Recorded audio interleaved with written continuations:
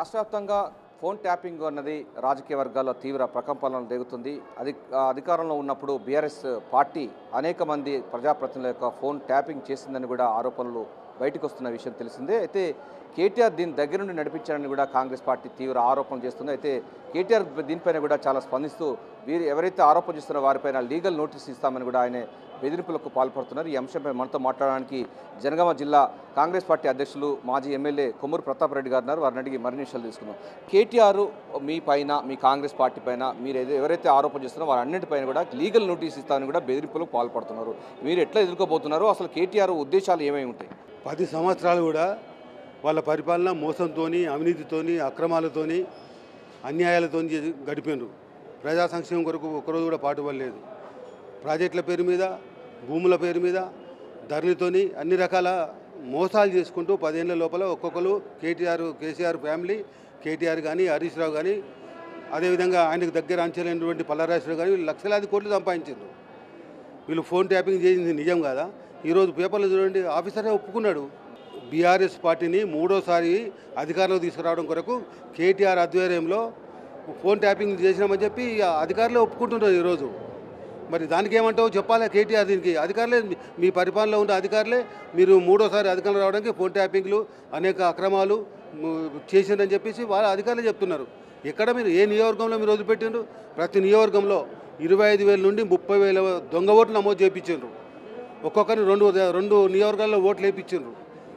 మీరు గతంలో గెలిచిన 2018లో అప్పుడు బార్డర్ మీద, తెలంగాణ మీద, రాష్ట్రం వచ్చిన ప్రేమ మీద ఓటేసింది తప్ప నువ్వు తర్వాత 2018లో మీది గెలుపా?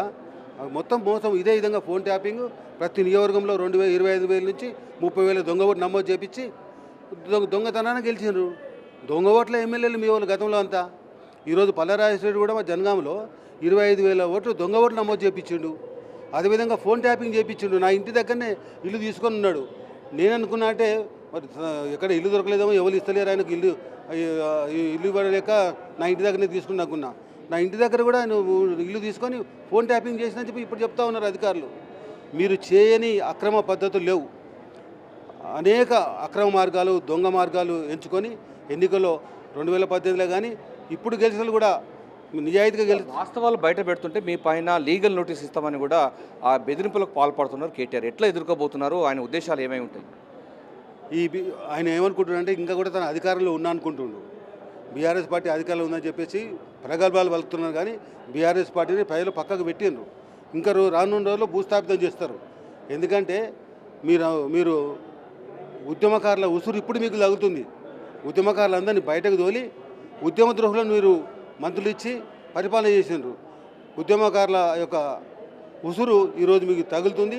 మీరు చేసే అక్రమాలన్నీ కూడా బయటపడుతున్నాయి. మీ అన్యాయాలు బయటపడుతున్నాయి. ఎందుకు మీకు భయం? లీగల్ నోటీస్ ఎందుకు ఇస్తారు? లీగల్ నోటీసులు మేము ఇవ్వాలి. ఫోన్ ట్యాపింగ్ చేసినందుకు, దొంగ ఓట్లు నమోదు చేయించినందుకు, మా నియోజకవర్గాలలో ఎక్కడెక్కడ క్యాండిడేట్కి ఈ చేదు అనుభవాలు జరిగినాయో, మీ మోసాలకు గురైనామో మేము ఇవ్వాలి. నీకు ఇస్తే దమ్ముంటే లీగల్ నోటీస్, ఎటువంటి లీగల్ నోటీస్ ఇచ్చినా మీరు చేసిన ఫోన్ ట్యాపింగ్ కానీ, దొంగ ఓట్లను కానీ నిరూపించడానికి మేము సిద్ధంగా ఉన్నాం. ఫోన్ ట్యాపింగ్ విషయంలో పత్రికలు కానీ, మీడియా సంస్థలు చేసిన కవరేజ్ పైన కూడా, మీడియా సంస్థలపై కూడా లీగల్ నోటీసులు ఇస్తారంటున్నారు. వాళ్ళు ఏం లేదు, ఎవరిని పడితే వాళ్ళని బెదిరించి పబ్బం కట్టుకోవాలని చూస్తున్నారు. కానీ ఇక్కడ మీడియా వాళ్ళు భయపడరు, మా కాంగ్రెస్ పార్టీ భయపడదు. నువ్వు దేనికి ఇచ్చినా కానీ మేము సిద్ధంగా ఉన్నాం.